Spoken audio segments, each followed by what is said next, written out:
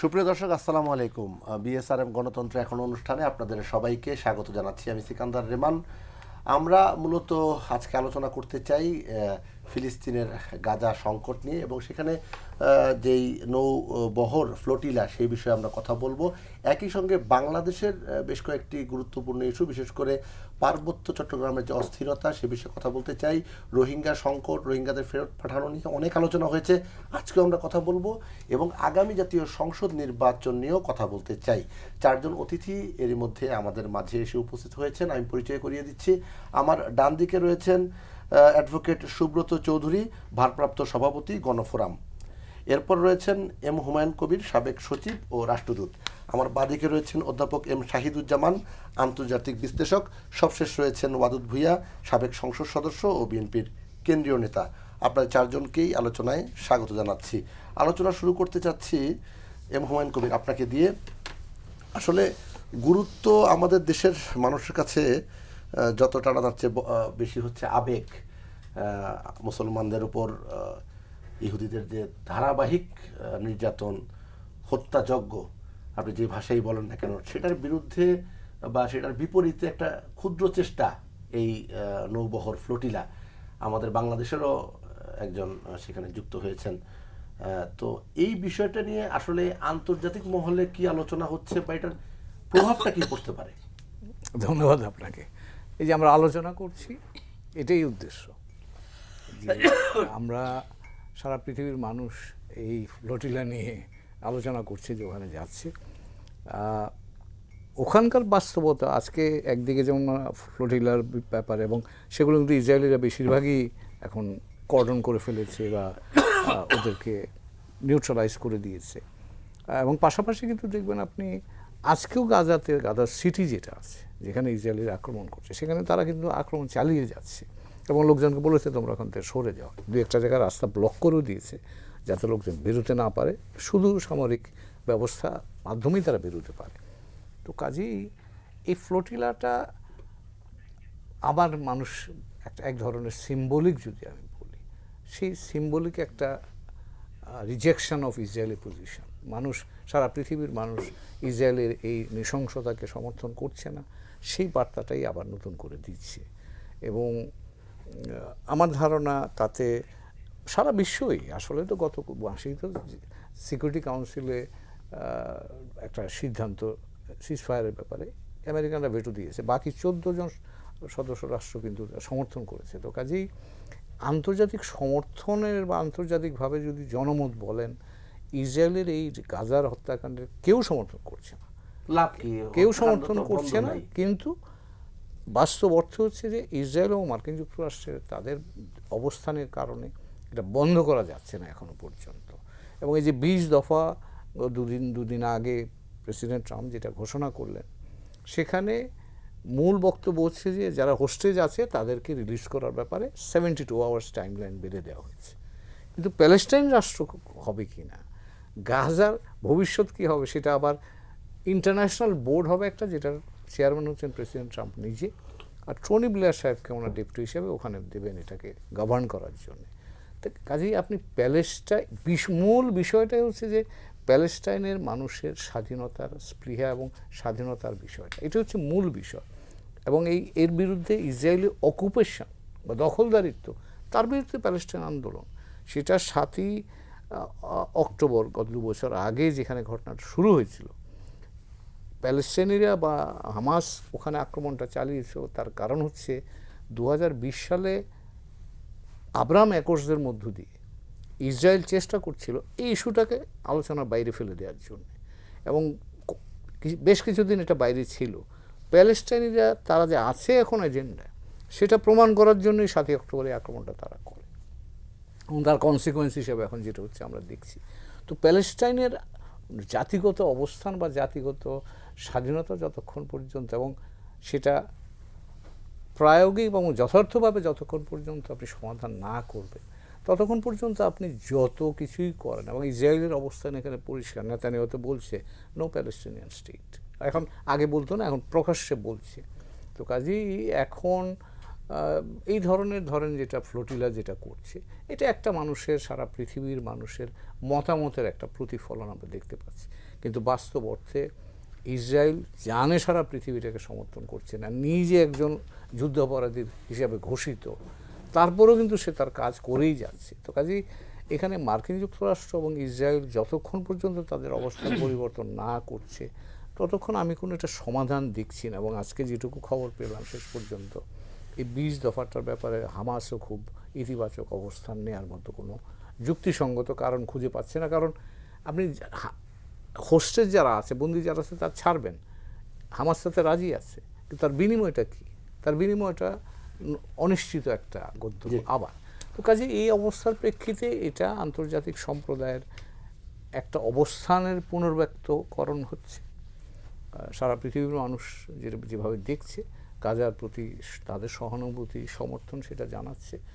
এটুকুই সান্ত্বনা। এবং আমরা যে কারণে আজকে এটা নিয়ে আলোচনা করছি যে অধ্যাপক এম শাহিদুজ্জামান, আমরা তো একটা ছোট্ট পরিসরে একটা টক শোতে আলোচনা করছি, জাতিসংঘ এটা নিয়ে আলোচনা হচ্ছে, বছরের পর বছর কথা হচ্ছে, কিন্তু সংকটের তো সমাধান হচ্ছে না। এই বিষয়টি কি আসলে একপাক্ষিক হিসেবে আপনি দেখবেন কিনা? না, আমি ঠিক একপাক্ষিক দেখব না। রিসেন্টলি গত মাসখানেকের মধ্যে, ইনফ্যাক্ট মাসখানেক কেন, গত 2 সপ্তাহের মধ্যে নাটকীয় কয়েকটা ঘটনা ঘটে গেছে, যার ফলে মার্কিন যুক্তরাষ্ট্র আইসোলেটেড হয়ে গিয়েছে। আমার কাছে মনে হচ্ছিল যেন প্যালেস্টাইনের ক্ষেত্রে এই যে 2 রাষ্ট্র থিওরি, এটা হয়তো প্রায় মৃত হয়ে যাচ্ছিল। কিন্তু যেই একটা খুবই গুরুত্বপূর্ণ যে ঘটনাটা হচ্ছে, যে 3টা আমেরিকার অত্যন্ত ঘনিষ্ঠ পশ্চিমা দেশ, ব্রিটেন, অস্ট্রেলিয়া আর কানাডা, 3টা দেশই প্যালেস্টাইন রাষ্ট্রকে স্বীকৃতি দিয়েছে। শুধু তাই না, তারা এটাও মেনে নিয়েছে যে পূর্ব জেরুজালেম হবে প্যালেস্টাইনের রাজধানী।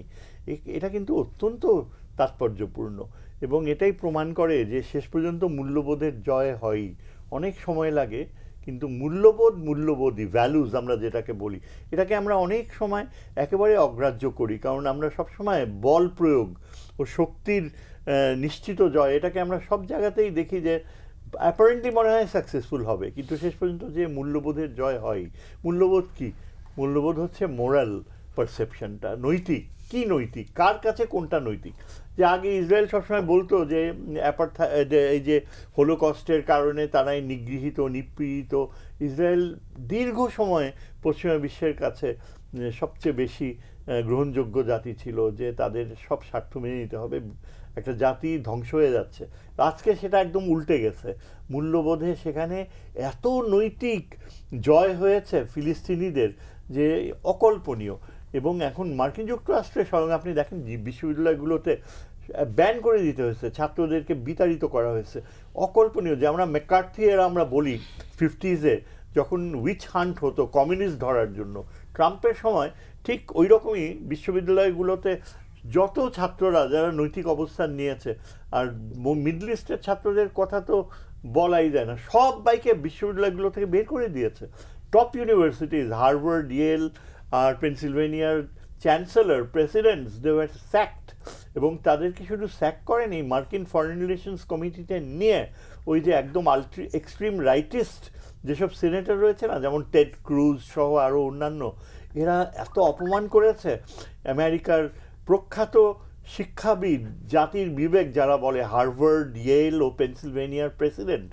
এবং সেখানে 2জন কৃষ্ণাঙ্গ মহিলা ছিল, একজন শ্বেতাঙ্গ ও কৃষ্ণাঙ্গ। এবং আমরা ফরেন রিলেশনস কমিটির হিয়ারিংগুলো দেখছি, অ্যাবসলিউটলি মানে আমেরিকা নগ্নভাবে হিউম্যান রাইটস ভায়োলেট করছে। তারপর ট্রাম্প যে দেখেন আমেরিকায় স্বয়ং আমেরিকার ইয়াঙ্গার জেনারেশনের ছাত্রদেরকে ইউনিভার্সিটিতে ওয়ার্নিং দিয়েছে, তারা এই নিয়ে আলাপই করতে পারবে না। এটা কি সম্ভব? আমেরিকা কি নাৎসি স্টেট? এবং এই জন্য আমার মনে হয় যে দেখেন, একদিকে যেমন মূল্যবোধের ক্ষেত্রে ব্রিটেন, অস্ট্রেলিয়া, কানাডা, আর ওইদিকে তো জার্মানি, ফ্রান্স, এরা তো আগেই মাইন্ড চেঞ্জ করে ফেলছে। এখন কি বাকি রয়েছে? প্যালেস্টাইনের পক্ষে একটা সামরিক শক্তি দাঁড়ানো, নিবারক হিসাবে ফিলিস্তিন ও আমেরিকান আর ইসরায়েলকে নিবারক। আমার তো মনে হয় এই যে ইরানের যে যুদ্ধটা হয়ে গেল, এখানে ইরান প্রমাণ করে দিয়েছে যে ইসরায়েল এর আয়রন ডোম ব্যর্থ, ইসরায়েলের আমেরিকান সাপোর্ট ব্যর্থ হতে বাধ্য। কেননা ইসরায়েল 15 দিনের বেশি যুদ্ধ করতে পারবে না, তার অর্থনীতি কলাপস করবে। ইরান দীর্ঘমেয়াদী যুদ্ধ সাস্টেইন করতে পারবে। এখন আর কি দরকার? টার্কি, পাকিস্তান, ইজিপ্ট, তিনটা ইম্পর্টেন্ট দেশ, তারা এখন এইদিকে যাবে এই যে ফ্লোটিলের ঘটনাটা ঘটলো, এখানে টার্কি আর পাকিস্তান সরাসরি ওয়ার্নিং দিয়েছে যে they will use force. This is a important development. আপনার কিন্তু ফাঁকে ফাঁকে খুঁজতে হবে যে কোথায় সাটল চেঞ্জগুলো আসতেছে, যেটা হোপফুলি ফিলিস্তিন রাষ্ট্রকে কাছাকাছি নিয়ে আসবে। আপনি দেখবেন আগামী 1 বছরের ভেতরেই কিন্তু আমার মনে হয় ফিলিস্তিন রাষ্ট্র শুধু সৃষ্টি হবে না, জেরুজালেম, পূর্ব জেরুজালেম ছাড়তে বাধ্য হবে এবং সেটেলমেন্টসগুলো উইথড্র করতে বাধ্য হবে। কারণ দীর্ঘ সময় ইসরায়েল জিতেছে, মূল্যবোধের চরম অবক্ষয় হয়েছে। কিন্তু ওস্তাদের মাইর শেষ রাতে, ওস্তাদটাকে মূল্যবোধ, এবং ওই মূল্যবোধের জয় হবে আই এম শিওর যখন আমেরিকা অ্যাবসলিউটলি আইসোলেটেড হয়ে যাবে। আমেরিকার ভিতর নিক্সন কি পারছে ভিয়েতনাম যুদ্ধে? কারা নিক্সনকে পরাজয় করছে? American younger generation. আমেরিকার বিবেক শেষ পর্যন্ত জাগ্রত হয়েছে এবং সেই আমেরিকান বিবেক এখন আবার জাগ্রত হচ্ছে। জি, দাদা আপনাকে বিজয়া দশমীর শুভেচ্ছা জানাচ্ছি। আজকে বেশ কয়েকটি পূজা মণ্ডপ আমরা সোশ্যাল মিডিয়ায় দেখলাম যে ব্যানার বিভিন্ন যে ফ্রি প্যালেস্টাইন, তারাও কিন্তু সেখান থেকে বলছে যে আসলে প্যালেস্টাইন ফ্রি হওয়া দরকার। আসলে আমরা এটাই তো বাংলাদেশের সংস্কৃতি, জাতি ধর্ম বর্ণ নির্বিশেষে সবাই মানবতার পক্ষে। অথচ বিগত দিনে আমরা দেখেছি এই যে ধর্মীয় যে বিষয়টা, এটাকে বিভাজিত করে রাখা হয়েছে। নতুন বাংলাদেশে ধর্মীয় যে বিভাজন, এটা আসলে কতটা কমেছে, কতটা কাছাকাছি এসেছে? ধন্যবাদ। আমাদের এবারকার যে গণ অভ্যুত্থান, এটা ছিল বৈষম্যের বিরুদ্ধে। ছাত্র তরুণরা করেছে, কিন্তু আমরা জাতি হিসাবে সবাই এটাতে অংশ, সকল রাজনৈতিক দল, বুদ্ধিজীবী সকলেই ছিল এই আন্দোলনে। তো একটা অসাম্প্রদায়িক রাষ্ট্র গঠন হবে, এটাই তো আমাদের আকাঙ্ক্ষা। তবে এবারকার 5 দিনের পুজোতে তেমন কোনো ঘটনা ঘটে নাই, এটা একটা স্বস্তির ব্যাপার। প্রশাসন, আইনশৃঙ্খলা বাহিনী, পুলিশ, বিজিবি, র্যাব সবাই মাঠে ছিল, যেটাকে বলা হচ্ছে নিশ্চিত নিরাপত্তা দেওয়া হয়েছে। অবশ্য আমরা বলি যে এত নিরাপত্তা দিয়ে পূজা পার্বণ করার তো দরকার নেই। এখানে জনগণকে কীভাবে, এইবার কিন্তু জনগণ সম্পৃক্ত হয়েছে। আপনি ওদের লক্ষ্য করেছেন, বিভিন্ন রাজনৈতিক দল তারা নিজস্ব প্রোগ্রাম নিয়েছে, শুধু পূজা মণ্ডপে গিয়ে নিয়েছে এমন না, সাংগঠনিকভাবে তারা আশেপাশে তাদের বিএনপি সহ সবাই এই কাজগুলো করেছে এবং দৃশ্যমান সেগুলো। তো আমার মনে হয় এই বিষয়টা শুধু পূজা মণ্ডপে গিয়ে সাম্প্রদায়িক সম্প্রীতির কথা যেমন আমরা বলবো, পেগোডাতে বলবো, গির্জাতে গিয়ে বলবো, মসজিদেও কথাগুলো বলতে হবে। আমি তো দাবি করেছি যে জুমার যে খুতবা হয় শুক্রবারে, সেখানেও সাম্প্রদায়িক সম্প্রীতির কথাটা এখন নিয়ে আসতে হবে, কারণ আমরা একটা উন্নত মানের বাংলাদেশ চাই। এটা হবে, আমি খুবই আশাবাদী। আর প্রধান উপদেষ্টা তো সবসময় বলছে যে আমরা একই পরিবারের লোক, সকলেরই সমান অধিকার। এটা রাষ্ট্রের কাছে আপনাদের কোনো চাওয়ার বিষয় না, রাষ্ট্রই আপনাকে দিতে বাধ্য। সুতরাং আপনাদের দাবি দেওয়া যা আছে এগুলো খুব উচ্চবাচ্যে আপনারা বলবেন। তো আমরা আশ্বস্ত হয়েছি। তো এখন কথাটা হচ্ছে, এর বাইরেও কিছু কিছু শক্তি, আমরা যেটাকে বলি অপশক্তি, তারা নানানভাবে এখানে একটা সাম্প্রদায়িকতার অতীতও হয়েছে, এখনও সেটা করার চেষ্টা করছে। যেমন এই দুর্গাপূজার আগে প্রায় 13টা জেলায় কিছু ভাঙচুর হয়েছে।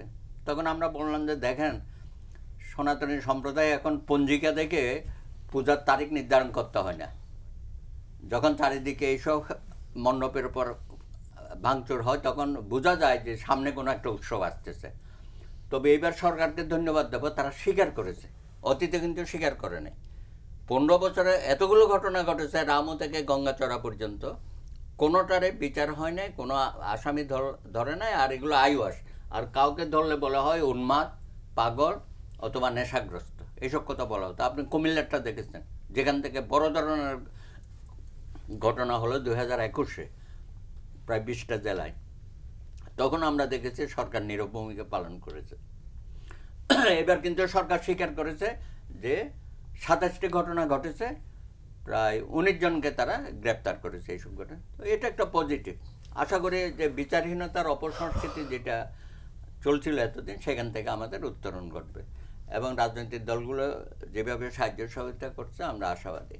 আমি একটু প্যালেস্টাইন নিয়ে কথা বলতে চাচ্ছিলাম।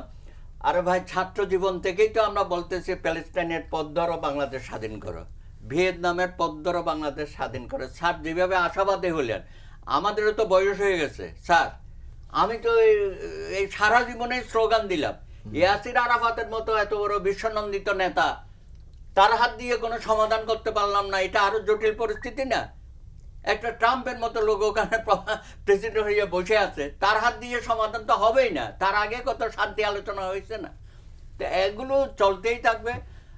আমার তো মনে হয় না যে এটার আমি কোনো দিন শেষে কখন স্যার এত আশাবাদী হলেন নৈতিক বিজয় হবে, কিন্তু বাস্তবতা হচ্ছে প্যালেস্টাইনে, স্বাধীন প্যালেস্টাইনে এটা আমরা পাচ্ছি কিনা। আমরা পেয়ে গেলাম, তারা তো এখনো পেল না। এবং এখানে যে গাজাতে যে গণহত্যা হচ্ছে, এই ব্যাপারে বিশ্ব কি করতেছে? হ্যাঁ, পাকিস্তান গণহত্যা করেছে, আমরা 9 মাসে সমাধান করলাম না? আর গাজাতে প্রত্যেক দিনে গণহত্যা আজকে তো হয়েছে স্যার, বললেন না আপনি? তাইলে তো আমরা তো কোনো সলিউশনই করতে পারছি না। একেবারে সারা বিশ্বের মানবাধিকার, আমাদের শহীদুল আলম ভাই আছেন এটাতে না? তো হ্যাঁ, এরকম তো সারা বিশ্বের 400 মানবাধিকার কর্মী গেছে। স্যার যেটা বলছে এটা ঠিকই আছে যে একটা নৈতিকভাবে আমরা এগিয়ে যাচ্ছি। হ্যাঁ, দিন শেষে হয়তো এই নৈতিক অবস্থানের একটা বিজয় হবে, কিন্তু আমি খুব আশাবাদী হতে পারছি না। এটাকে প্রলম্বিত করার মতো শক্তিও আছে এবং তারা খুবই শক্তিশালী।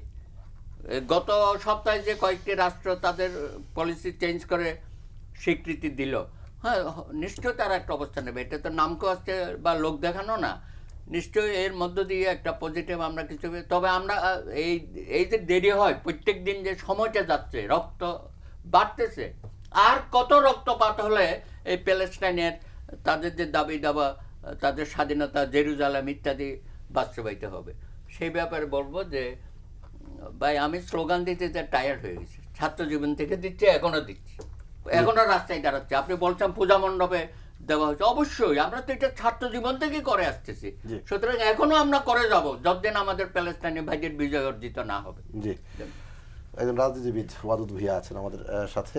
ওয়াদুদ ভূঁইয়া, আপনার কাছে জানতে চাই, আমরা প্যালেস্টাইন থেকে সরাসরি পার্বত্য এলাকায় চলে আসি। আমরা খাগড়াছড়িতে আমরা পরের রাউন্ডে এই বিষয়ে সবার কাছে জানতে চাইবো। আপনার কাছে আগে একটু আসতে চাই। এটা অনাকাঙ্ক্ষিত একটা ঘটনা, পরে দেখা গেল ঘটনা আসলে কিছুই না। যেটা সামনে আনা হলো ধর্ষণের বিষয়টি, পরে ইয়ে হলো যেন এরকম কোনো ঘটনাই ঘটেনি। এই যে যখন নির্বাচনের কথা আপনারা বলছেন, সামনে ফেব্রুয়ারিতে নির্বাচন, প্রধান উপদেষ্টা বারবার বলছেন, জাতিসংঘে গিয়েও তিনি বলেছেন, নির্বাচনের আগ মুহূর্তে এই জাতীয় ঘটনাগুলো কি আসলে বিচ্ছিন্ন ঘটনা নাকি পরিকল্পিত কোনো ষড়যন্ত্র? এটা বেসিক্যালি পরিকল্পিত একটি ঘটনা। আর তাছাড়া এটাকে যদি আরো গভীরভাবে আমরা দেখি, এই ঘটনাটা ঠিক বিচ্ছিন্ন ঘটনাও না। এটা 72 সাল থেকে শুরু হয়েছে, শেখ সাহেবের আমল থেকে। অতএব শেখ সাহেবের আমল থেকে যখন পাহাড়ের সমস্যা দেখা দিয়েছে, সেটা দীর্ঘদিন এটা চলে আসছে, হয়ে আসছে। কখনো একটু থেমে থাকে, কখনো কোনো সরকার আসলে এটাকে ওষুধ খেয়ে যেমন একটা রোগকে নিয়ন্ত্রণ করা হয়, অনেকটা ওরকম নিয়ন্ত্রণ করে করে রাখা হয়। কিন্তু মূলত এই প্রবলেমটা পাহাড়ে আছেই, এটার কোনো সমাধানের কোনো মেডিসিন নেই বা রাস্তা নেই, সমাধান হচ্ছে না। তো এখন সমস্যার শুরু কিভাবে হলো, তো পেছনে গেলেও আবার সময় নষ্ট হয়ে যায়। যেমন শেখ সাহেবের কাছে কিন্তু বাংলাদেশ স্বাধীন হওয়ার পর মানববন্ধন লারমা, চারু বিকাশ চাকমা, এরকম পাহাড়িদের বিদগ্ধ কিছু নেতা তারা যান, গিয়ে বলেন যে আমাদের কিছু বিভিন্ন কালচারাল, সাংস্কৃতিক, আমাদের বৈচিত্র্য, মানে গোষ্ঠী আমরা বসবাস করি, আমাদের এই সংস্কৃতিকে বাঁচিয়ে রাখার জন্য আপনি কিছু জিনিস আমাদেরকে দিন, নতুন দেশ হিসাবে, নতুন বাংলাদেশ হিসাবে। এইটুকু চাওয়া, খুব বেশি কিছু চাওয়া না। কালচারালি যেন তারা তাদের সংস্কৃতি টিকিয়ে রাখতে পারে, সেটার জন্য চেয়েছেন। শেখ সাহেব তাদের এই সমস্ত কথাবার্তা একাধিকবার হচ্ছে বিরক্ত হয়ে শেষ পর্যন্ত বললেন, আরে বাবা, তোদেরকে এত সংস্কৃতির দরকার নেই, তোদেরকে বাংলাদেশ মানে বাঙালি হিসেবে প্রমোশন দিয়ে দিলাম, তোরা পাহাড়ি থাকবি না, তোরা বাঙালি হয়ে যা, তোদের সবাইকে বাঙালি করে দিলাম। প্রশ্ন হলো, একজন পাহাড়ি বা একজন চাইনিজ সে কেন বাঙালি হবে? আমাকে যদি কেউ বলে, আপনি বলেন যে ভাই আপনি চাইনিজ হয়ে যান, আমাকে 1000 কোটি টাকা দিলে তো আমি চাইনিজ হব না। তো এখন ওখানে গিয়ে একটা ইমোশনালি হয়তো শেখ সাহেব কথা বলেছেন, ইমোশনালি হয়তো বিষয়টাকে দেখেছেন যে বাঙালি বানিয়ে দিলে বোধহয়, প্রমোশন দিয়ে দিলে বোধহয় এরা খুব খুশি হবে, উপজাতীয় থেকে জাতিতে চলে আসলো। মিনিংটা হয়তো তিনি এইভাবেই ভেবেছিলেন। দেখা গেল যে না, এটা রিয়াকশনটা খারাপ আসলো। তারপরে পার্লামেন্টে গিয়ে মানববন্ধন লারমা প্রথম পাহাড়ের থেকে পার্লামেন্টে যায়। পার্লামেন্টে গিয়ে এটা জোরালোভাবে তিনি তুলে ধরলেন। জোরালোভাবে তুলে ধরার পরে গিয়ে শেখ সাহেব প্রথম রাঙামাটি সফরে গেলেন, জনসভা হলো। সেখানে জনসভা গিয়েছে, তিনি বললেন, লারমা, তোমার বার্মা যাওয়ার রাস্তা আমি বন্ধ করে দেবো, পাহাড়ে আমি ডিভিশন শূন্য ঢুকিয়ে দেবো, তুমি যদি আমার কথা না শোনো। এটা কিন্তু মানে কোনো সলিউশন ছিল না, সলিউশনের কথা না। তখন দরকার ছিল আলোচনা করে ছোট পরিসরে শেষ করে দেওয়া। তারপরেই তো লারমারা জেএসএস জনসংহতি সমিতি নামে একটা সংগঠন বানালো, তার একটি সশস্ত্র শাখা বানালো। সেই শাখাটার নাম হলো শান্তি বাহিনী। এবং 72 সালকে 73 সালেই পুলিশের উপর এবং নিরাপত্তা বাহিনীর উপরে প্রথম তারা অ্যাম্বুশ করে, ফায়ার করে। সেই 72 সালে শুরু হয়ে গেছে এটা। তারপরে তো আমাদের সেনাবাহিনী তখন থেকে সেখানে ডেপ্লয় হয়েছে, কিন্তু এটা তো চলমান, 72 সাল থেকে চলছে, এটা নতুন কিছু না। তবে এইবারে যেটা ঘটেছে এটা খুবই একটু অন্য সময় থেকে আনকমন এবং প্রি প্ল্যান। এটার সাথে ইলেকশন সম্পৃক্ততা আছে, এটার সাথে পাহাড়কে উত্তপ্ত করে এটা বাংলাদেশকে উত্তপ্ত করার একটা প্ল্যান, আন্তর্জাতিকভাবে এটাকে ইস্যু করার প্ল্যান ছিল। ডক্টর ইউনূস যেদিন থেকে ক্ষমতা আসছে, দায়িত্বে আসছে, সেই থেকে এই পর্যন্ত 3 বার অ্যাটেম্প নেওয়া হয়েছে। প্রত্যেকটা বারই কোনো ইস্যু সৃষ্টি করা হয়েছে, ইস্যু ছিল না, ইস্যু বানানো হয়েছে, মেক করা হয়েছে। তো এখানে আওয়ামী লীগের যারা কলকাতায় বসে আছে এবং যারা বাংলাদেশে পালিয়ে আছে, তারা 16 বছর যে অর্থ কামিয়েছে, সেখান থেকে তারা পাহাড়ের একটি বিশেষ শক্তিশালী সশস্ত্র গ্রুপকে ফান্ডিং করছে। এই ফান্ডিং করে মাস্টার প্ল্যান করে এই কথাগুলি যে আপনি বলছেন, এটা আসলে কোনো তথ্য প্রমাণের ভিত্তিতে বলছেন নাকি আপনি আপনার নিজের কোনো না, অভিজ্ঞতা? আমার প্রথমত হলো, যেহেতু আমি পাহাড়ে থাকি, পাহাড়ে বাস করি, পাহাড়ে আমার জন্ম, অতএব পাহাড় নিয়ে তো আমার গবেষণা আছে, ওটার ভিতরেই থাকি। তো এটা নিয়ে তো আমার গবেষণাও আছে, পাশাপাশি আমার কাছে তথ্যও আছে যে কীভাবে কারা ফান্ডিং করেছে। এর আগেও এরকম ঘটনা আরও 2টা হাতে নেওয়া হয়েছিল, ওগুলো কিন্তু বেসিক কিছু ছিল না। এখানে যেমন এইবার সেনাবাহিনী, পৃথিবীর কোথাও সেনাবাহিনীর উপর হামলা হলে সেনাবাহিনী নিরস্ত্র থাকে, অস্ত্রের জবাব না দিয়ে থাকে। সেনাবাহিনী কিন্তু জানতো বিষয়টা বড় আকার ধারণ করবে, যার জন্য সেনাবাহিনীর গাড়ি হামলা হলো, ভাঙচুর হলো, সেনাবাহিনী মার খেলো, একজন মেজর সহ 11-13 জন সেনাবাহিনী আহত হলো, পুলিশ আহত হলো, কেউ কিন্তু কাউন্টার করলো না। কেন করলো না? তারা জানে যে কিছু করতে গেলে এটা ইন্টারন্যাশনালি ন্যাশনালি এফেক্ট হয়ে যাবে। যার জন্য সেনাবাহিনীর গাড়ি ভাঙচুর তো হয়েছে, গাড়ির ভিতরে সৈনিকরা আহত করা হয়েছে, চারিদিক থেকে ধৈর্যের চরম ধৈর্যের পরীক্ষা দিয়েছে। কেন? কারণ সেনাবাহিনী জানে, আমরা যেমন আমাদের দলীয় লোকজনকে মাধ্যমে আমাদের লোকদেরকে, অন্য লোকদেরকে এত বেশিভাবে শাসন করে বলেছি যে কেউ বেরোতে পারবে না, বরঞ্চ যারা বের হবে এই মারামারি করার জন্য তাদেরকে থামাতে হবে, তাদেরকে না থামালে তোমাদের সবার শাস্তি হবে। এভাবে কিন্তু আমরা বলেছি। আমাদের হাইকমান্ড তারেক রহমান সাহেব আমাদেরকে ওইটা বলেছে যে যে কোনো মূল্যে তোমরা এটা থামাও, তোমরা এখানে পরিস্থিতি শান্ত রাখো, সকল গণমানুষের পক্ষে থাকো, সাধারণ মানুষের পক্ষে থাকো। আমরা নিরস্ত্র পাহাড়িগুলোকে শান্ত করার চেষ্টা করেছি এবং বাঙালিদেরকে শান্ত রেখেছি। মাত্র 20-30 জন বাঙালি অংশগ্রহণ করছে, আর ওই সশস্ত্র গ্রুপের পক্ষে হাজার হাজার নিরীহ পাহাড়িকে মানব ডাল হিসাবে ব্যবহার করা হয়েছে। আমি কাউকে দায়ী করব না, কিন্তু বিষয়টা খুবই সেন্সিটিভ পর্যায়ে চলে গেছিল। যদি সেটা আমরা আশা করি আপাতত থেমেছে এবং কন্ট্রোলে এসছে। যদি প্রশাসন, সেনাবাহিনী, পুলিশ, আমরা মানে বড় দল হিসেবে বিএনপি, আমরা যদি ভালো ভূমিকা না রাখতাম, তাহলে কিন্তু এটা বাংলাদেশের ইতিহাসে অথবা অন্যান্য দেশের ইতিহাসে সবচেয়ে ভয়ঙ্কর দাঙ্গা হয়ে যেত। জি, আমরা এই জায়গায় একটা বিরতি দিতে চাই আলোচনার এই পর্যায়ে। সুপ্রিয় দর্শক, আপনারা দেখছেন বিএসআরএম গণতন্ত্র এখন। ছোট্ট একটি বিরতি নিয়ে ফিরছি, আশা করি আমাদের সঙ্গে থাকবেন।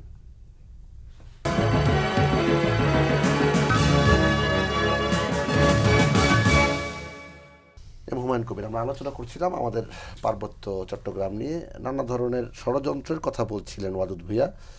আসলে সংকটের সব সময় তো সমাধান আমরা চাই, আসলে এই সমাধানটা কি সহজ কোনো রাস্তা আছে কিনা? সহজ কি কঠিন সেটা বলা যাবে না, তবে সমাধানের উদ্যোগ হয়েছে, ভবিষ্যতে হয়তো করতে হবে। তার কারণ হলো যে ধরেন যে ঘটনাগুলি ঘটছে এটা নিঃসন্দেহে একটা চিন্তার কারণ, এটা আমাদের ভাবমূর্তির উপর নেতিবাচক প্রভাব রাখে।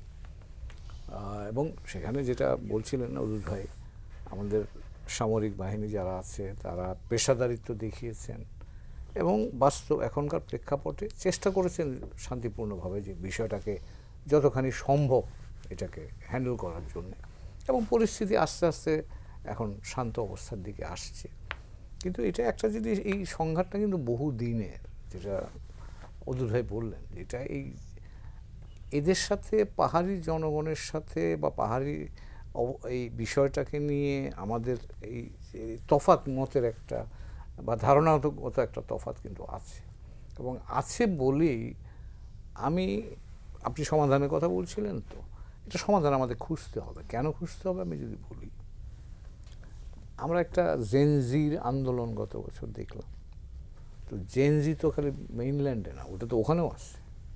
তার অর্থ হচ্ছে যে তরুণ প্রজন্ম একটু ভিন্নভাবে চিন্তা করছে, তাদের কাছে জাস্টিস, ইকুইটি, নন ডিসক্রিমিনেশন এগুলো কিন্তু গুরুত্বপূর্ণ উপাদান। এটা আমাদের জন্য জাতীয়ভাবেই গুরুত্বপূর্ণ। এই বিষয়টার এই প্রেক্ষাপট থেকেও এটা গুরুত্বপূর্ণ, কারণ জাস্টিস, আমরা তো বিচার মানে কিন্তু এই আইনের বিচার না, বিচার মানে হচ্ছে ন্যায় বিচার, ন্যায্যতা। এটা একটা এলিমেন্ট এখন আমাদের জাতীয় প্রায়োরিটির একটা অংশ। ইকুইটি, সমতা, সবার চাইছি। তো নন ডিসক্রিমিনেশন, আমি যেন কোনো ডিসক্রিমিনেশনের শিকার না হই, বৈষম্যের শিকার না হই। এই বিষয়গুলো তাত্ত্বিকভাবে যদি আপনি চিন্তা করেন, তাহলে কারোর মধ্যে, সকলের মধ্যেই এই বঞ্চনা বোধ না থাকুক, সকলেই যাতে বাংলাদেশে আমরা একইভাবে নিজেকে ভাবতে পারি, সে বিষয়টার দিকে আমার মনে হয় দৃষ্টি দেওয়া প্রয়োজন। এটা হলো একটা স্ট্র্যাটেজিক বিষয় আছে, কিন্তু কৌশলগতভাবে ওইটা আমাদের জন্য সফটওয়্যার বেলি, মানে এই জায়গাটা আমাদের জন্য সেন্সিটিভ জায়গা। এবং যুদ্ধ হয়েছে কিন্তু 10 বছর, 20 বছর, 75 থেকে শুরু করে 87 পর্যন্ত কিন্তু ওখানে যুদ্ধ হয়েছে। তারপরে 87-এ শান্তি চুক্তির মধ্য দিয়ে যুদ্ধ বন্ধ হয়েছে, 97। এখন এরপরের যে গ্র্যাজুয়েশনটা, এরপরের যে অংশটা, পলিটিক্যাল জায়গাটা, এখানে আমার ধারণা এখনো পর্যন্ত সেই সাযুজ্যটা আমরা খুঁজে পাইনি। তো কাজেই আপনি যদি সামনের দিকে যেতে চান, এই ফ্রেমওয়ার্কটার মধ্যেই কোন জায়গাটাতে আমরা আবার আরেকটু নতুন করে কমন গ্রাউন্ড খুঁজে বের করতে পারি, সেটার চেষ্টা করা যেতে পারে। কারণ এটা কৌশলগতভাবে আমাদের জন্য দরকার। কারণ কেন বলছি, আপনি মণিপুরের টেনশন আছে, আমরা জানি হচ্ছে ওখানে, এইদিকে মিয়ানমারের আরাকানে হচ্ছে, অর্থাৎ এই দুই পাশে কিন্তু আপনার ওখানে যুদ্ধই বলতে পারেন এক ধরনের চলছে। তো কাজে এই জায়গাগুলোতে এটা একটা কানেকশন তৈরি হওয়ার কিন্তু সম্ভাবনা বা আশঙ্কা কিন্তু আছে। কাজে এটা আমাকে আমার নিজের স্বার্থে, জাতীয় স্বার্থে এই কানেকশনটা যাতে কখনো না তৈরি হয়, সেই জন্য আমার কোহেশনটা বাড়াতে হবে, আমার অভ্যন্তরীণ সংহতিটা বাড়াতে হবে। তো এটা কিন্তু আমার কৌশলগতভাবে খুব জরুরি প্রয়োজন বলে মনে করছি। আর আরেকটা জিনিস, এই সমাধানের জন্য কিন্তু একটা পলিটিক্যাল উইলের খুব দরকার। কারণ এটা পলিটিক্যাল উইল না থাকলে, আপনি টেকনিক্যাল লেভেলে এটা যদি বলেন, তাহলে দেখবেন এক পক্ষ বলছে তার কথা, অন্য পক্ষ অন্যের কথা। এখন এই পলিটিক্যাল এই জিনিসটাকে সেটেল আপনার করতে হবে, যেটা উদ্যোগ 97-এ নেওয়া হয়েছিল। আমার ধারণা আবার ওইটাতে চিন্তা করা যায় কিনা এই ফ্রেমওয়ার্কটার মধ্যে, সেটা একটা বিষয়। আর আরেকটা যেটা মনে করি যে রোহিঙ্গা সমস্যা তো আমাদের আশপাশেই আছে, আর এটাও খেয়াল রাখতে হবে। কিন্তু রোহিঙ্গা সমস্যায় আসবো আপনার কাছে। আমরা এই সীমান্তবর্তী এলাকার সংকট কতটা গভীরে এবং সমাধানের কথা স্যার কিছুটা বলছিলেন অধ্যাপক শাহিদুজ্জামান। আমরা খালি আলোচনাই করি, আসলে আলোচনার কোনো ফল আসলে ওইভাবে দেখতে পাই না। কেন ফল দেখতে পাই না? কারণ অনেক নতুন ডেভেলপমেন্টস হচ্ছে যেগুলো অ্যান্টিসিপেট আমরা করতে পারছি না, এবং আমাদের এখানে সবসময় একটা ওই একই ধরনের পারসেপশন বিরাজ করে থাকে। আমি নতুন ডেভেলপমেন্টসের কথা বলতে মিন করি যে দেখেন, আগে তো এরকম মিয়ানমারে, পার্শ্ববর্তী মিয়ানমারে, রাখাইনে মায়ানমার সেনাবাহিনীর পূর্ণ নিয়ন্ত্রণ ছিল। সেটা একরকমের বাস্তবতা ক্রিয়েট করতেও, কেননা তাদের একটা আন্তর্জাতিক অ্যাকাউন্টেবিলিটি ছিল, জাতিসংঘের সদস্য দেশ, এবং সেখানে বর্ডার রিলেশনসগুলো একটা ফর্মালি একটা নীতিমালার মাধ্যমে গাইডেড হইতো। কিন্তু এখানে আরাকান আর্মির এখন ভিক্টরি হওয়ার পরে যেই প্রবণতাটা আমরা একেবারেই মানে নেগলেক্ট ওভারলুক করে যাচ্ছি, সেটা হচ্ছে যে আরাকান আর্মি এই বর্ডারটাকেই আমার মনে হয় সিরিয়াসলি অ্যাকসেপ্ট করে না। তাদের কাছে মনে হয় যেন is the same people, same access. এবং আমি জানি না এটা কীভাবে সম্ভব হয়েছে যে বাংলাদেশের বর্ডার গার্ড আর সেনাবাহিনীও শৈথিল্য দেখিয়েছে, ইন দ্য সেন্স যে তারা মনে করছে যে আরাকান আর্মির প্রতি একটা সফট অ্যাপ্রোচ নেওয়াটা তাদেরকে আরও উইন ওভার করা সম্ভব হবে। যার ফলে দেখা গিয়েছে যে আরাকান আর্মি তাদের ফেস্টিভিটিসগুলোর নাম করে তারা দীর্ঘমেয়াদী উপস্থিতি গড়ে তুলছে খুব ধীরে ধীরে। বান্দরবনে, খাগড়াছড়ি এইসব জায়গায় ইন্টারম্যারেজ হচ্ছে। সেটা আমি ওটা সামাজিক বাস্তবতা আমি দেখব না, কিন্তু ওটাকে ব্যবহার করা হচ্ছে অন্যভাবে। এটা অনেকটা ধরেন ওই যে উলফা যেমন এখানে আপনার আমাদের ওই উত্তরে শেরপুর বর্ডারের এরিয়াতে তারা সেটেল করতো, তারা উলফা অ্যাক্টিভিটিস চালাতো এবং তারা বাড়িঘরও বানাইতো, সেকেন্ড ওয়াইফস থাকতো এখানে। এখন আমার ভয় হচ্ছে যে এই আরাকান আর্মি হয়তো এটাকে ভাববে যে এটা it's an extension of their Mongoloid culture এবং extension of the Arakan perception of freedom. আবার এইদিকে ঠিক আরাকানের উপরের যে এই যে শান চীন রাজ্য, চীন রাজ্যেও কিন্তু খুব বেশি ইন্টারাকশন হচ্ছে কুকি চীনদের সাথে। এরা চীন রাজ্যেও এরা একই প্রবণতা, ওরাও আপনার আমার মনে হয় যে ফ্লো অফ আর্মস বেড়ে গিয়েছে। নতুনত্ব হচ্ছে এখানে যে আমাদের সেই তুলনায় সামরিক বাহিনীর কিন্তু পারসেপশনস ওইভাবে এফেক্টিভলি গ্রো করেনি, এবং তার মূল কারণ হচ্ছে এই আগেকার রেজিম, এই 16 বছরের আওয়ামী রেজিম। এরা ভারতীয় প্রভাবে যে ওই অঞ্চলে সামরিক উপস্থিতি, উন্নত রোড নেটওয়ার্কস, তারপর সামরিক বাহিনীর হাতে উন্নত মানের অস্ত্র এবং সেখান থেকে যে এই যে রিকনিসেন্স যেটাকে আমরা বলি সামরিক ভাষায়, স্কিলস, যে আপনি রিড করতে পারবেন রাতের বেলায় এখানে মুভমেন্ট হচ্ছে কোথায় কোথায়। অনেক ইনঅ্যাক্সেসেবল জায়গা এখনও রয়ে গেছে, জঙ্গল, যেখানে রীতিমতো ঘাঁটি বসায় ট্রেনিং হয়। ঠিক আরাকান আর্মি যেভাবে ট্রেনিং নেয় এরকম এইখানে বাংলাদেশের ভিতরে এরকম ছোট জায়গায় ট্রেনিং বেস হচ্ছে।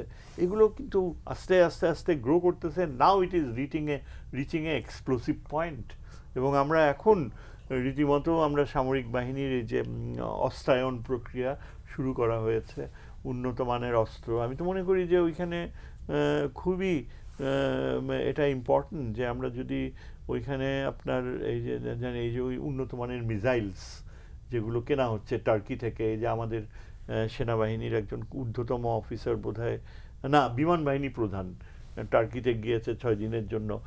তারপর আপনার পাকিস্তানের থেকে অস্ত্র, যে মিসাইল টেকনোলজি, এই কেন দরকার? আপনি ওই মিসাইল দিয়ে মারবেন না, মারার উদ্দেশ্য না, আমার কথা হচ্ছে নিবারক হিসাবে। যে এই যে নতুন অ্যাডভেঞ্চারিস্ট গ্রুপসগুলো, যে আরাকান আর্মি বলেন, শির আর্মি বলেন, এরা কিন্তু নতুন, যেটা অ্যাম্বাসেডর হুমায়ুন মেনশন করলেন যে নিউ জেনারেশনের thinking is very independent, very ambitious. আমাদের এখানেও যেমন নতুন জেনারেশন, ওদেরও একটা হিল জেনারেশন কিন্তু আমাদের মেইন স্ট্রিমে প্রবেশ করেছে, যেটা ওরা কল্পনাও করতে পারে নাই। তাদের entry into the main stream has been fabulous. আপনি সব জায়গায় দেখতে পাচ্ছেন যে অ্যাডমিনিস্ট্রেটিভ পজিশনসে হিল ট্র্যাক্টসের এরা বসে আছে, সিনিয়র মোস্ট পজিশনে উঠতে পারতেছে। ডিসক্রিমিনেশন কিন্তু হচ্ছে না, মানে যেটা তারা এক্সপেক্ট করতো। ইন্ডিয়াতে যেরকম ডিসক্রিমিনেশন হয় রেইসের ভিত্তিতে, আমাদের দেশে কিন্তু ওরকম কোনো ডিসক্রিমিনেশন নাই। এই গভর্নমেন্ট আসার পরেও আগের গভর্নমেন্টেও মতোই এখানে তাদের প্রমোশনস, এনকারেজমেন্ট, প্যাট্রোনাইজেশন, কিন্তু ইয়াঙ্গার জেনারেশনের এক্সপেকটেশন আরও বেড়ে গেছে। এবং ওইখান থেকে যদি আপনার সিগন্যালস আসে আরাকান আর্মি থেকে যে আমরা তো এখানে আলাদা মঙ্গোলিয়ান রাষ্ট্র করতে পারবো, তবে আমি ওই খ্রিশ্চান স্টেট করা, এই যে জামাত যেটা নিয়ে প্লে করে, এটা আমি একেবারেই অবিশ্বাস করি। কেন? যে এখানে যদি সত্যটা থাকে সেটাকেও আমার মনে হয় এটাকে ওইভাবে দেখা উচিত না। কারণ আমাদের এটা রোহিঙ্গাদের আলোচনার মধ্যে আমি তুলে আনবো যে আমেরিকান প্রেজেন্সটাকে খুব কনস্ট্রাকটিভলি দেখা উচিত। আমরা এখানে দেখা যায় যে আমেরিকান প্রেজেন্স যদি হিল ট্র্যাক্টসে হয় বা আমাদের চিটাং এরিয়াতে হয়, ইটস ভেরি ইম্পর্ট্যান্ট।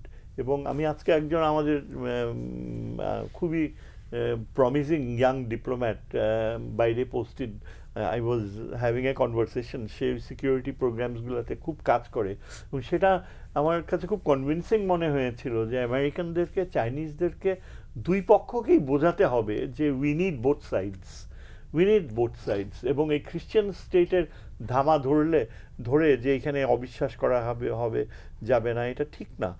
আমার মনে হয় মার্কিনী সহযোগিতার মাধ্যমে ওই অঞ্চলে একটা আনা যায়, স্থিতি তৈরি করা যায়, যেটা বাংলাদেশের সার্বভৌমত্বের প্রতি রেসপেক্টফুল হবে। শুধু তাই না, ভবিষ্যতে যদি এটা সম্ভব হয় যে ওই অঞ্চলের থেকে বিস্তৃতি ঘটানো সম্ভব, আমাদের পপুলেশন ওই দিকে আরও স্প্রেড করা সম্ভব, সেরকম যদি সম্ভাবনা, যেটা আমেরিকানরা বারবার আমাদেরকে মূলা দেখায়, তারপর ওইদিকে আরাকান আর্মিও মাঝে মাঝে এরকম কথা বলে বসে যে আমরা বাংলাদেশের সাথে এক হয়ে যাব, এগুলা যদি কিছু না কিছু, যা রটে কিছু তো বটে, নাইলে মায়ানমার গভর্নমেন্ট রিয়াক্ট করতেছে কেন এত স্ট্রংলি? মায়ানমার গভর্নমেন্ট রীতিমতো ওয়ার্নিং দিছে বাংলাদেশকে যে খবরদার আপনারা এই মায়ানমারের রাখাইন অ্যানেক্স করার কথা কল্পনাও করবেন না। আমরা ওইসব জায়গায় এখনো কোনো পদচারণা করি নাই, কারণ আমাদের 16 বছরে হ্যাবিচুয়াল ওবিডিয়েন্স আমাদেরকে এত সাবমিসিভ করে তুলছে যে ফরেন পলিসিতেও যেমন মনে হয় যেন এইগুলো তো চিন্তাই করা উচিত না, কিন্তু দ্য ফ্যাক্ট ইজ যে এই অঞ্চলে ওই টেকটনিক শিফট হওয়ার মতো প্রবণতা দেখা দিচ্ছে। মণিপুর বলেন, নাগাল্যান্ড বলেন, দেখা দিচ্ছে। এখানে আমাদেরকে এগুলো অপরচুনিটি, যেমন বাধাও রয়েছে তেমনি আমাদের জন্য অপরচুনিটিও রয়েছে। জি,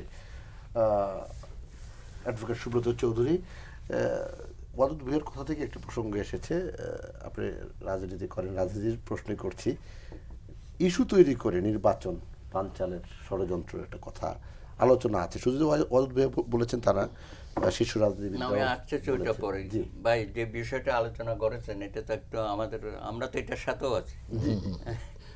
এই যে বঙ্গবন্ধু যে ভুলটা করেছেন, উনি যেটা বললেন, এটা তো বাস্তবতা। উনি তো সবারই বলে তোমরা সবাই বাঙালি হয়ে যাও।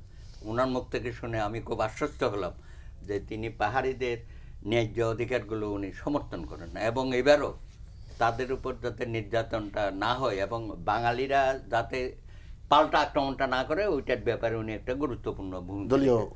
সেটাই।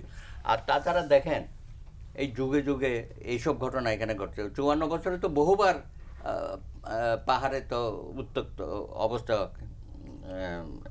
দেখেছি আমরা। হ্যাঁ, তো সেগুলো কিভাবে দমানো হয়? অনেক অত্যাচার নিপীড়ন করা হয়, আর মেয়েদের উপর তো অনেক ধরনের। তো এবারকার ঘটনাটা অবশ্য ভিন্ন, ওই ধরনের ইস্যুটা এখানে ছিল না। ওখানে আইনশৃঙ্খলা বাহিনী থেকে যে অত্যাচার করা হয় বা হত্যাকাণ্ড হয়, সেগুলো নিয়ে আমরা দেখেছি। আর হুমায়ুন কবির ভাই যে কথাটা বললেন যে আমরা শান্তি চুক্তিটা বাস্তবায়িত করতে দিলাম না, শেখ হাসিনাই দিল না, উনি নিজেই করলো উদ্যোগী হইয়া। উনি তো করেছেন এর জন্য না নোবেল প্রাইজ পাবে, এটা তো সবাই জানতো যে নোবেল প্রাইজটা ওনার ঘরে যাবে এই শান্তি চুক্তির জন্য। এটা কেমনে যে ইউনূস সাহেবের ঘরে চলে গেল, এটা নিয়ে তো অনেক কথাবার্তা আমাদের মধ্যে আছে, এটাই তো রাগ, তাই না? তো সেটা এই কারণে হয়তো উনি এটা বাস্তবে সাজেদা চৌধুরীকে দিয়ে একটা কমিটি করে দিল, হ্যাঁ, কখন কি হয় এগুলো দেখার জন্য। তারপর দেখেন যে ভূমি কমিশন, একটা অতর্ব কমিশন করে রাখে, সমস্ত রিটায়ার্ড জাজদের ওখানে দেয়, ওরা ওখানে যায়ও না, ঢাকায় বসে অফিস করে। তা আপনার এই ভূমি যে সমস্যাগুলো আছে, এটা তো আমি সমাধান আজ পর্যন্ত দেখিনি, অনেক কমিশন হয়ে চলে গেছে।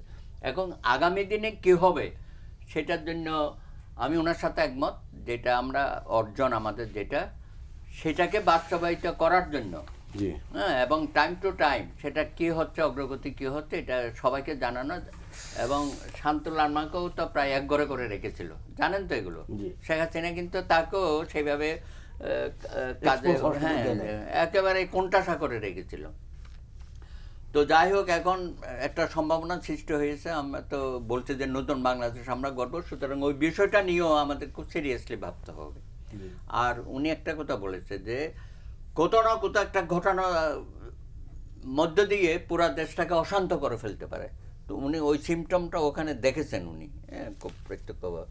তা আমার কাছে মনে হয় ওই উনি নিউ ইয়র্কে বসে যে বক্তৃতা দিচ্ছে না, আন্তর্জাতিক ষড়যন্ত্র হচ্ছে নির্বাচন বানচালের, এটা একটু বাড়তি বলে ফেলেছে। কোনো আন্তর্জাতিক ষড়যন্ত্রে বাংলাদেশের নির্বাচন বানচাল করতে পারবে না। ষড়যন্ত্র যে নিজের দেশে হচ্ছে সেটা দেখতে হবে না, কারা কারা করতেছে, যারা মাঠ উত্তপ্ত করার চেষ্টা করতে, তাদের ব্যাপারে বলেন। আমরা তো বলতেছি, কেউ আনতেছে পিআরের কথা, কেউ বলছে গণ পরিষদের কথা, কেউ বলছে গণভোটের কথা। এগুলোর বাস্তবতার সাথে কোনো সম্পর্ক নাই।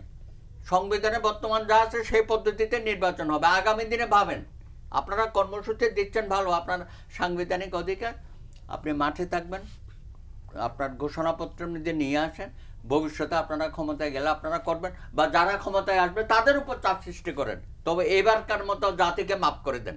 এগুলো যতই আপনি বলবেন, এটাই হচ্ছে ষড়যন্ত্র, জলঘোলা করা। তো এই জলঘোলা করতে আমরা তো দেবো না। 18 কোটি মানুষ এখন নির্বাচনমুখী হয়েছে। আরে ভাই, জামাত এবং ইসলামিক আন্দোলন হাত পাকার ওই যে দাড়িপাল্লার পোস্টারে ছেয়ে গেছে, বিএনপির পোস্টারে দেখা যায় না। আমি তো ঘুরছে এই কয়দিন, নাই বিএনপি। তার মানে বিএনপির থেকে তাদের ইয়ে বেশি, অনেক এগিয়ে গেছে। তারা 300 সিটে প্রার্থী দিয়ে দিচ্ছে তারা। বিএনপি তো এখনো প্রার্থী বাছাই করতে পারে নাই। সুতরাং এইসব কথা বলে লাভ আছে? আমাদের কথা হচ্ছে, আসেন আমাদের যে জাতীয় ঐক্য প্রতিষ্ঠিত হয়েছে এই গণ অভ্যুত্থানের মধ্যে, সেই ঐক্যটা ধরে রাখি। একটা সুন্দর অসাধারণ, ইউনুস সাহেব বলেছে না, আমি পৃথিবীকে দেখিয়ে দেব একটা অসাধারণ নির্বাচন বাংলাদেশ আমরা করতে পেরেছি। আমরা সেই লক্ষ্যে তাকে সহযোগিতা করি সবাই মিলে। আর নির্বাচন কমিশনকে শক্তিশালী করেন। হ্যাঁ, যেখানে যেখানে ঘাটতি আছে আইন কানুনগুলো আমরাও যাব, আলোচনা করব। রাজনৈতিক দলগুলো ইতিমধ্যে কিছু করা হয়েছে, এটাকে আরও শক্তিশালী করেন, যে কোনো ধরনের অনিয়ম আগামী নির্বাচনে এটা মানা হবে না। নির্বাচন কমিশন, আপনি রিটার্নিং অফিসার থেকে শুরু করে প্রিসাইডিং অফিসার, তাদেরকে ক্ষমতা দেন, তারপর সমস্ত প্রশাসন আপনার অধীনে নিয়ে আসেন। এগুলো করতে হবে। তো সরকার, আমি মনে করি সেনাবাহিনী বলছে তারা প্রস্তুত আছে সুষ্ঠু নির্বাচনের জন্য। অ্যাকর্ডিংলি পুলিশও বলতেছে, বিজিবিও বলতেছে, আইনশৃঙ্খলা বাহিনী সবাই বলতেছে, আমরা রাজনৈতিক দলগুলোই বলতেছি। তো সুতরাং এখানে নানা রকমের প্রশ্ন আসবে কেন? বরঞ্চ আমরা সবাই মিলে একসাথে নির্বাচনে যাই, যেন আমাদের মধ্যে যে অতীতের যে একটা পরিবেশ ছিল, একদল একদলের সাথে আমরা বসতাম না, একসাথে চা খেতাম না, কারো সামাজিক অনুষ্ঠানে আমরা যেতাম না, সেখান থেকে তো আমরা বেরিয়ে আসছি। গত 1-1.5 বছর তো আমরা এগুলো একসাথে বসলাম না, 31-32টা দল বলেছি, হ্যাঁ, একসাথে আমরা আন্দোলন সংগ্রামে ছিলাম। সেই সংস্কৃতি যেটা আমরা চালু করেছি আন্দোলনের মধ্য দিয়ে, সেটা যেন অব্যাহত থাকে। এখান থেকে বিচ্যুতি ঘটালে আমরা বলবো যে যারাই করতে চাইবে তারাই হচ্ছে এখানে বসে ষড়যন্ত্র করছে। জি, ওয়াজ ভুইয়া, নির্বাচনের প্রসঙ্গ চলে এসেছে। নির্বাচনের যেই সমস্যাগুলো সামনে এসেছে, বলা হচ্ছে যে মুখে একটি দল বলছে যে তারা পিআর কিংবা আরও কিছু দাবি করছে, কিছু দল বলছে গণভোটের কথা। আপনারা তো শুরু থেকেই বলছেন যে যেই পদ্ধতিতে এতদিন নির্বাচন হতো সেই পদ্ধতি নির্বাচন হবে, যেমনটা দাদা বলছিলেন যে সবাই নির্বাচনমুখী। তাহলে ষড়যন্ত্রটা আসলে করছে কারা? সবাই তো নির্বাচনমুখী। সবাই নির্বাচনমুখী, কিন্তু ডাবল স্ট্যান্ডার্ড একটা রোল প্লে করে ওই জায়গাটার মধ্যে একটা ষড়যন্ত্র আছে। আপনি একদিকে 300 আসন ঘোষণা করলেন, মানদাতা আমলের মাইকে আপনি প্রচার করতেছেন তমুক ভাইকে তমুক মার্কায় ভোট দিন, এটা কিন্তু গ্রামে গ্রামে চলছে। আর আপনি আবার ঐক্য মতের কমিশনে সেখানে বার্গেইন করছেন, আলোচনা করছেন, আবার রাস্তায় মিছিল করছেন যে পিআর ছাড়া হবে না, আমি নির্বাচনে যাব না, আমরা নির্বাচনে যাব না।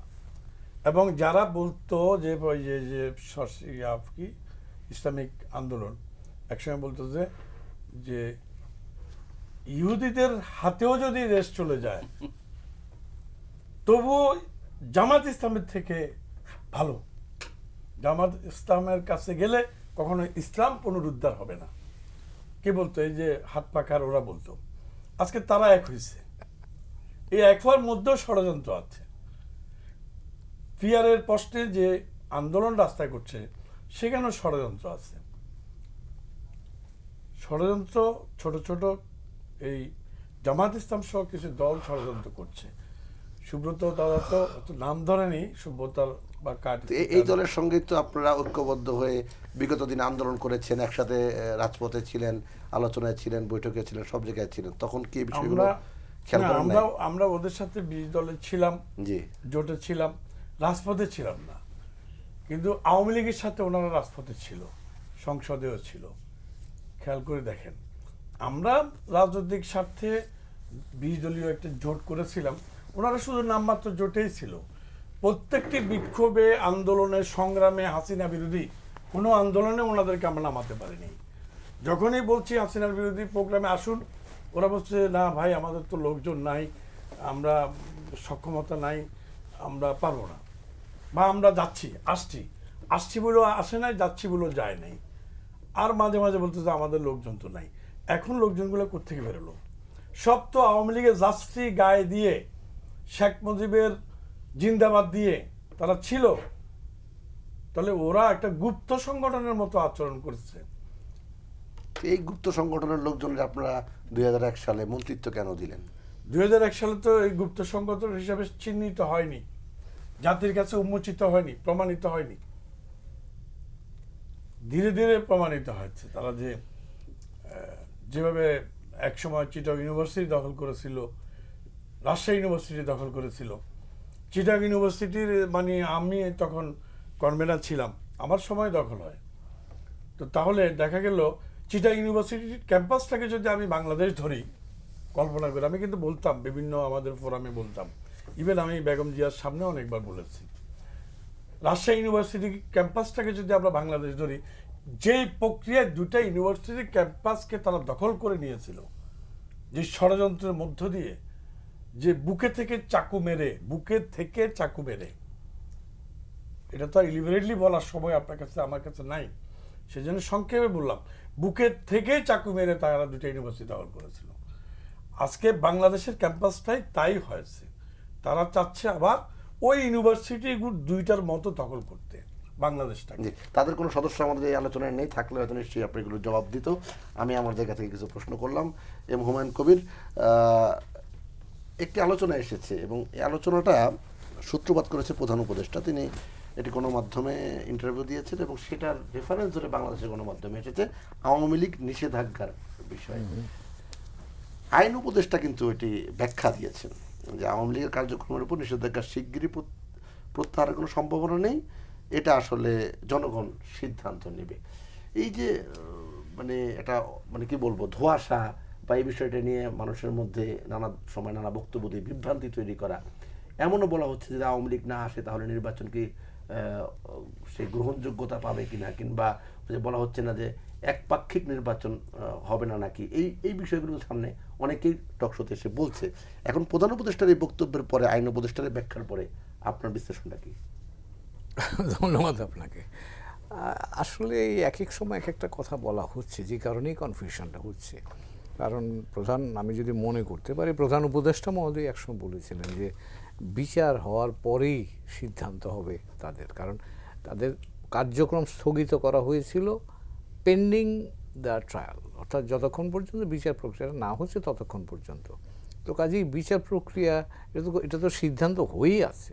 এখন উনি যেটা বলেছেন সেটা আবার এখান থেকে আসিফ নজরুল সাহেব যিনি এটাকে ব্যাখ্যা করলেন, তার অর্থ দাঁড়ায় যে মানে সরকারের ভেতরকার অবস্থানটাও খুব স্পষ্ট নয়। কিন্তু আমার কাছে যেটা মনে হয় যে বিচার প্রক্রিয়া যেহেতু এখানে একটা অপরাধের সাথে সম্পৃক্ততার প্রসঙ্গ এসছে এবং সেটা আমরা জানিও, তো কাজে সেই জায়গাতে বিচার প্রক্রিয়া পর্যন্ত অপেক্ষা করাটাই বোধ হয় আমার মনে হয় মানে সর্বোত্তম সিদ্ধান্ত হবে। এবং সেই ক্ষেত্রে আপনি কার্যক্রম না চললে তো নির্বাচনে কী করে আসবেন, সেটাও তো একটা কনসিকুয়েন্সিয়াল একটা স্টেপ হবে।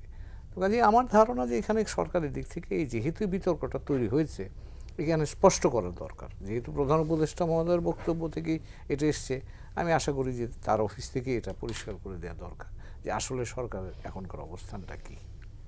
রাজনৈতিক এই বক্তব্য মাধ্যমে আসলে কি মানে বার্তাটা যাচ্ছে? রাজনীতিবিদরা কি মানে যারা এখন রাজনীতি করছে, যারা বিগত দিনে আন্দোলন করেছে, মাঠ পর্যায়ে ছিল, তাদের কাছে বার্তাটা কি যাচ্ছে? এটা আপনি স্পষ্ট করার কথা বলছেন। স্পষ্ট না হলে নির্বাচন অল্প কিছুদিন বাকি, যতটুকু আমরা জানি। তো এই মুহূর্তে এই কথাগুলো সামনে আনার অর্থটা আসলে কি? এখানে দুই তিনটা আমি জানি না, আমি সেই কনস্পিরেসি থিওরিতে যাচ্ছি না, কিন্তু এখানে এই একটা বিষয়, তারপরে বলা হয়েছে আন্তর্জাতিক ষড়যন্ত্রের বিষয়গুলো, এই কথাগুলো কিন্তু আমি মনে করি এই কথাগুলোকে যতটা দূরে রাখা যায় ততই ভালো। কারণ এখন যেটা দাদা একটু আগে বললেন, সুব্রত দা, প্রধান উপদেষ্টা মধ্যে নিজেও বলেছেন যে তিনি নির্বাচন, এবং এবারের আপনি যদি জাতিসংঘের সাধারণ পরিষদের বক্তৃতাটা দেখেন বা ওনার উপস্থাপনাটা, সেন্টার পিস হচ্ছে কিন্তু বাংলাদেশে নির্বাচন আর আন্তর্জাতিকভাবে গাজায় যুদ্ধ বন্ধ করা। এই হচ্ছে আন্তর্জাতিক প্রেক্ষাপট। এই দুইটা বিষয় কিন্তু এবার আমাদের জন্য গুরুত্বপূর্ণ ছিল। কাজে সেখানে তো দ্ব্যর্থহীন ভাষাই প্রধান উপদেষ্টা মহোদয় বলেছেন যে নির্বাচন অমুক সময় হবে। তো কাজেই এখন যেহেতু তিনি বলছেন, যেহেতু রাজনৈতিক দলগুলো এটা সমর্থন করছে, আমার ধারণা জনগণের প্রত্যাশাটা ওই দিকেই আছে। কাজে এই ব্যাপারে বোধ হয় যে কোনো বক্তব্যই আসা উচিত না যেটা এই ধরনের, এখানে কোনো ধরনের জটিলতা বা কনফিউশন তৈরি করতে পারে। That would be the best idea, কারণ this is the target, we are moving towards that. এখন এখানে আমরা ফোকাস থাকি। অন্য কোনো বিষয় না আসাটাই ভালো। জি, অধ্যাপক শাহিদুজ্জামান, নির্বাচন ইস্যুতে আপনার কাছে জানতে চাইবো, রাজনৈতিক দলগুলো নির্বাচনমুখী, নির্বাচন কমিশনও বলছে তারা প্রস্তুত, তাহলে সরকারের পক্ষ থেকে এরকম নানা সময় নানা বক্তব্য দিয়ে, যেটি আমাদের হুমায়ুন কবির স্যার বলছিলেন, যে এই কনফিউশনগুলো তৈরি কেন করা হচ্ছে? এটা আমারও প্রশ্ন। কনফিউশনগুলো তৈরি করার তো কোনো বেসিস নেই। আর ইউনূস সাহেব যেখানে তিনি প্রথমে ক্ষমতা নেওয়ার পরে ছাত্রদের প্রতি অনবরত আন্তর্জাতিক ক্ষেত্রে কৃতজ্ঞতা জানালেন যে এই ছাত্ররাই আমাকে বসাইছে, এরাই হচ্ছে ভবিষ্যৎ প্রজন্ম, এদের কারণেই বিপ্লব সম্ভব হয়েছে। এদের স্ট্যান্ডটা কি? এদের স্ট্যান্ডটা হচ্ছে যে কোনোভাবে আওয়ামী লীগের বিচার ছাড়া কোনো নাই, রাজনীতিতে যাওয়ার কোনো প্রশ্নই ওঠে না। এখন তিনি জাতিসংঘে যে এই ধরনের কথা বললেন, আমার মনে হয় এখানে প্ররোচিত হয়ে তিনি বলেছেন, যেই হোক তাকে প্ররোচিত করেছে এবং এখানে তিনি বলে ফেলেছেন। এখন আইসা তার he has to face the music. একটা কথা আমি বলে রাখি, যে যেখানে এটা প্রমাণিত সত্য যে আওয়ামী লীগের যে ধরনের ইনভলভমেন্ট ছিল, এবং শেখ হাসিনা যাবার 2-3 ঘন্টা আগে পর্যন্ত তিনি যে বাক্য বিনিময় করছে সেনাবাহিনী প্রধানের সাথে, ক্লিয়ারলি তিনি বলছে যে ভারতীয় সামরিক হস্তক্ষেপ হোক। তিনি চেয়েছেন ভারতীয় সামরিক হস্তক্ষেপ, এবং তিনি জানেন ভালো করে যে সামরিক হস্তক্ষেপের অর্থ হচ্ছে যে এখানে বাংলাদেশের ভেতরে ভারতের স্থায়ী একটা উপস্থিতি নিশ্চিত করা। এবং এখানে জামাতের প্রশ্নও চলে আসে, জামাতের পক্ষে কেউ এখানে হয়তো বলবে না, কিন্তু আমার কথা হচ্ছে যে আমি তো দাবি করি যে শেখ হাসিনা যেই অবস্থান নিয়েছে যাওয়ার আগে, সেখানে বোঝা যায় যে আওয়ামী লীগের ফিলসফি হচ্ছে অখণ্ড ভারতের পক্ষে। আওয়ামী লীগের ফিলসফি হচ্ছে আওয়ামী লীগ ডক্ট্রিন, আওয়ামী লীগ দলগতভাবে দায়ী। এই যে অনেকে বলে, এই যে জিল্লুর সহ অন্যান্য জার্নালিস্টরা কিছু কিছু বলে যে আওয়ামী লীগ ব্যক্তিদের বিচার করেন, দল কি করছে, দলের কি দোষ, লক্ষ লক্ষ কোটি কোটি লোক তারা কি দোষ করছে, তারা কোথায় যাবে? এটা অ্যাবসলিউটলি রিডিকুলাস কথা। দল আওয়ামী লীগ কি? আওয়ামী লীগ দল হচ্ছে শেখ হাসিনা। শেখ হাসিনা এটা ক্লিয়ারলি বুঝলে দিচ্ছে যে আপনি সামরিক হতে, এখনও সে একই কথা বলে, তার মধ্যে কোনো রিপেন্টেন্স নাই যে ভারতের উপস্থিতি বাংলাদেশে মাস্ট। আর যেখানে আরএসএস এখন একটা জীবিত শক্তি, আরএসএস অখণ্ড ভারতে যে বিশ্বাস করে তাতে কোনো সন্দেহ নাই। এখন হাসিনা ও আওয়ামী লীগ দলীয় স্ট্যান্ড হচ্ছে ফ্যাসিস্ট পার্টি, ফ্যাসিস্ট যারা ভারতের সাথে ইন্টিগ্রেশনের পক্ষে চলে গিয়েছে। এই বাস্তবতাটা হওয়ার কারণে এখন আমি বলবো যে 71-এ যেই জামাতকে আমরা বলতাম স্বাধীনতার বিপক্ষের শক্তি, আজকে সেই জামাত 50 বছর সময় থেমে থাকে নাই। Time did not fridge. আপনি কেন 50 বছরের আগেকার ইয়েতে জামাতকে বলতেন যে স্বাধীনতার বিপক্ষ শক্তি? মোটেও না। জামাত এখন স্বাধীনতার কনসিস্টেন্ট সর্বোচ্চ পর্যায়ের মূল্যবোধের ক্ষেত্রে স্বাধীনতার পক্ষের শক্তি একমাত্র জামাত। Even not BNP. বিএনপির একটা অংশ ওই ভারতের সাথে যে ইয়ে করছে, ফিনান্সিয়াল ডিলস করছে, আপনারা জানি এসে আলমের ব্যাপার, সালাউদ্দিনের ব্যাপার, এগুলো ওপেনলি আসছে এবং বিএনপির ভিতরেই এখন প্রচুর দ্বিমত হচ্ছে। এয়ার মার্শাল আলতাফ হোসেন চৌধুরী খোলাখুলি বলে বসছে যে এখন নব্য বিএনপিরা আগেকার বিএনপির চেয়ে আরও বেশি হোলিয়ার দেন দাউ। এবং তারপর ফখরুল হোসেন চৌধুরীর হঠাৎ যে আবোল তাবোল বলে বসা, বয়সের কারণেই বোধহয়। আমি বলি যে বিএনপির ভিতর থেকে একটা নতুন জিয়াউর রহমানের চিন্তাধারার উদয় হতে হবে। জিয়াউর রহমানের চিন্তাধারায় কখনো জামাতকে জিয়া প্রত্যাখ্যান করেনি। জিয়া ইসলামী চেতনার পক্ষে ছিল এবং বিএনপি যতদিন না ইসলামী চেতনার পক্ষে আসে, যতদিন এই গার্বেজ সেকুলারিজমের থেকে বের হয়ে না আসে, এই সেকুলারিজমের অর্থ এখন অখণ্ড ভারতের যুগে এর অর্থ হচ্ছে আপনি ভারতের সাথে যোগ দিবেন। এবং এতে কোনো সন্দেহ নাই, যদি আওয়ামী লীগকে সুযোগ দেওয়া হয় তাহলে দেশে রক্তপাত হয়ে যাবে। এবং আমি বলতে পারি আপনাকে, ঢাকা বিশ্ববিদ্যালয়ের নতুন প্রজন্ম কখনো ভুল করে না। এটা আগেকার ওই মন্নার সময়ের ডাকসু ইলেকশন বা ওই যে আপনার রিপনের সময়ের ডাকসু ইলেকশন না। এই DUCSU election massively female voters, যারা কখনো কমিউনাল চিন্তা ছিল না তাদের মনে, যারা সব সময় তারা ভবিষ্যৎধর্মী ছিল, প্রত্যেকটা হলে 4 গুণ 3 গুণ বেশি মেয়েরা ছাত্র শিবিরের পক্ষে ভোট দিছে। কেন? মূল্যবোধ, যে মূল্যবোধের কথা আমি আগে বলছি। নিউ প্রজন্ম, নতুন প্রজন্ম মূল্যবোধকে শ্রদ্ধা করে। এবং বিএনপি রিজভি যখন বলে ওই যে হলে কেন ওয়াটার পিউরিফায়ার দেয়, কেন হলে নতুন বেড দেয়, এটা তো ছাত্র, কী ধরনের উদ্ভট কথা। আপনি Dhaka university accepts donations from others. এখন যদি ছাত্র শিবির তাদের নিজেদের অর্জন করা টাকা দিয়া বিছানা প্রেজেন্ট করে, যেসব হল রুমে মাটিতে শোয়, যদি ওয়াটার পিউরিফায়ার্স দেয়, তাহলে ওই বিএনপির রিজভি, আমি এরকম তো বৃহত্তরভাবেও বলা হয়। এই যে ফখরুল ইসলাম আলমগীর বলতেছে যে জামাত এখন করতেছে, কি বলে, তাকে সুযোগ দেওয়া উচিত, জনগণের ভোট দিয়েই ডিসাইড করা হবে যে আওয়ামী লীগ অ্যাকসেপ্টেড কিনা। কেন, কিভাবে? তার এইটুক পলিটিক্যাল সায়েন্সের নলেজ নাই। জনগণের ভোট দিয়ে ডিসাইড করলে একটা আওয়ামী লীগের নির্দিষ্ট ভোট ব্যাংক আছে যারা ফ্যাসিজমকে সাপোর্ট করে, যারা গণহত্যাকে পাত্তাও দেয় না, এবং সেখানে আপনি একটা বড় সংখ্যক জনগণ আওয়ামী লীগের পক্ষে ভোট দিলে তখন কি আওয়ামী লীগ বৈধতা হয়ে যাবে? তাইলে ফখরুল ইসলাম আলমগীর কি ইন্ডিকেট করতেছে? যখন নাৎসি পার্টি ছিল, নাৎসি পার্টির বিচার হয়েছে, নাৎসি পার্টি ওয়াজ ব্যান্ড। নাৎসি পার্টি, জার্মানির লক্ষ লক্ষ জার্মানরা নাৎসি পার্টির সাপোর্টার ছিল, হিটলারের সাপোর্টার ছিল, কিন্তু তাদেরকে কি ওই চয়েস থেকে বের হয়ে আসতে হয় নাই? কেন তাহলে এরকম বলা হয় যে জনগণের ভোটেই ডিসাইড করা হবে যে আওয়ামী লীগ থাকবে কিনা? মোটেও না, এটা ঠিক না, এটা ভুল। এবং যদি এই ফখরুল ইসলাম আলমগীর এই ধরনের কথা হোল্ড অন করে ভবিষ্যতে, কারণ আওয়ামী লীগের বিচার হবে, আওয়ামী লীগ যদি প্রমাণিত হয় যে তারা গণহত্যায় Awami League as a party participated, then this party should be banned forever. জি, এ বিষয়ে জানতে চাই অ্যাডভোকেট সুব্রত চৌধুরী, একজন আইনজীবী হিসেবে, দল হিসেবে অপরাধী নাকি ব্যক্তি অপরাধ? স্যারের আওয়ামী লীগ সম্পর্কে স্যারের যে বক্তব্য, এর সাথে আমি সম্পূর্ণ একমত। আর জামাত শিবির সম্পর্কে ওনার বক্তব্যের সাথে আমাদের সম্পূর্ণ দ্বিমত আছে। কারণ এই জামাতকে আমরা 47 সন থেকে চিনি, এরা পাকিস্তানের পক্ষে ছিল না। 71-এ আমাদের মহান মুক্তিযুদ্ধে তারা পাকিস্তানের সাথে হাত মিলিয়েছে, এবং আমার ভাই উদুত ভাই বলেছে যে বিভিন্ন সময় তারা আওয়ামী লীগের সাথে 86-তে নির্বাচনে চলে গেল, আমরা যখন নির্বাচন বর্জন করি, অ্যান্ড সো অন। তারপরে আন্দোলন করেছে বিএনপির বিরুদ্ধে জামাত, ওদের সঙ্গে নিয়ে সিট ভাগাভাগি করেছে। তো জামাত তো এগুলো দ্বিচারিতে আমরা যুগে যুগে দেখে আসছি। এখনও যেটা বলছেন ছাত্র শিবিরের রাজনীতি, আমরা তো ছাত্র রাজনীতি থেকে উঠে আসছি না।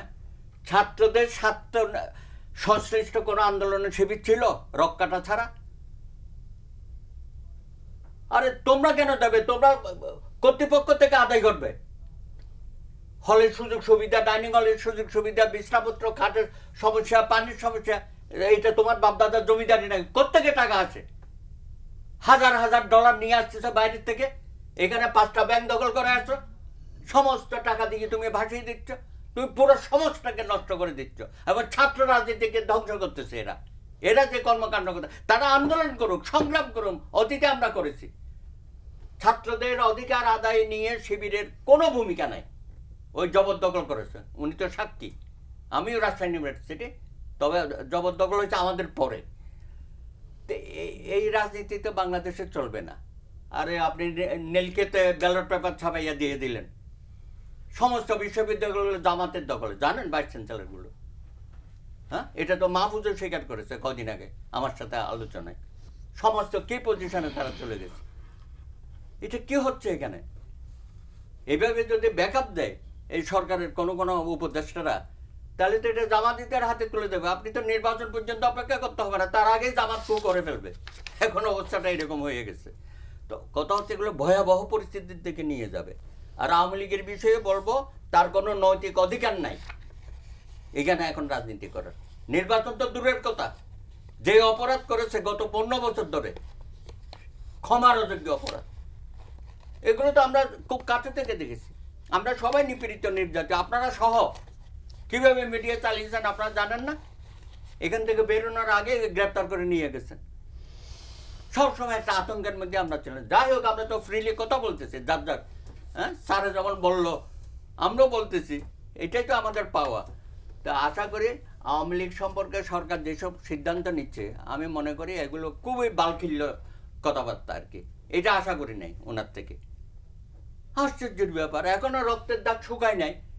খুনি ওখানে বসে নানা রকম ষড়যন্ত্র করতেছে, দিল্লিতে বসে, দিল্লির শরী আমি নাম দিছি, হ্যাঁ, তার কথাই আপনি তো আতঙ্কিত হন। আর ভাই এখানে যেটা আমি আগেও বলেছি, এখানকার ষড়যন্ত্রটা আগে আপনাকে মেটাতে হবে। ওইটা হাসিনার কোনো শক্তি নাই বাংলাদেশে নির্বাচন বানচাল করার। ওগুলো আওয়াজ তুলে ফুফা দিয়ে কোনো লাভ হবে না। এগুলো আমরা জানি তাদের কী শক্তি ছিল, টাকায় তাদের শক্তি। সমস্ত পৃথিবীর বিভিন্ন শহরে মিছিল করতেছে আমাদের সাবেক মন্ত্রীরা, হাজার হাজার কোটি টাকার মালিক সবাই। এগুলো করতে হাসবো না কাঁদবো। আর আমাদের ট্রাইব্যুনালের কাজকামে তো দৃঢ়গতি কেন? এত মাস হয়ে গেল, 2-1টা মাত্র বিচার শুরু করেছে। এগুলো তো আরও আগে থেকে, এখানে সিরিয়াসনেসের অভাব আছে। আপনি ট্রাইব্যুনালের বাড়ান, প্রসিকিউটরের সংখ্যা বাড়ান, এখানে অভিজ্ঞ প্রসিকিউটর দেন। আমাদের তদন্ত কর্মকর্তারা ডিলে ডালা করতেছে কেন? এখানেই তো দোষরা রয়ে গেছে। সেই দোষরগুলোকে চিহ্নিত করেন, তাদের বিরুদ্ধে ব্যবস্থা নেন। যারা এই আন্দোলনে গুলি চালিয়েছে, হত্যাকাণ্ড করেছে, তারাও তো বিভিন্ন জায়গায় কি পোস্টে বসে আছে। এতদিন লাগে তাদেরকে চিহ্নিত করে? মধ্যে মধ্যে শুনি এতজন অবসর দিল, অমুক করলো, তমুক করলো। এইটাকে ব্যাপক আকারে করতে হবে। আপনি গণ অভ্যুত্থান পরে যদি এইভাবে একটা রাষ্ট্র পরিচালিত হয়, তাহলে তো আপনি হুমকির সম্মুখীন পড়বেন। আশা করি সরকার উপলব্ধি করবে অবস্থানটা, জনগণের মন মানসিকতা বুঝতে হবে।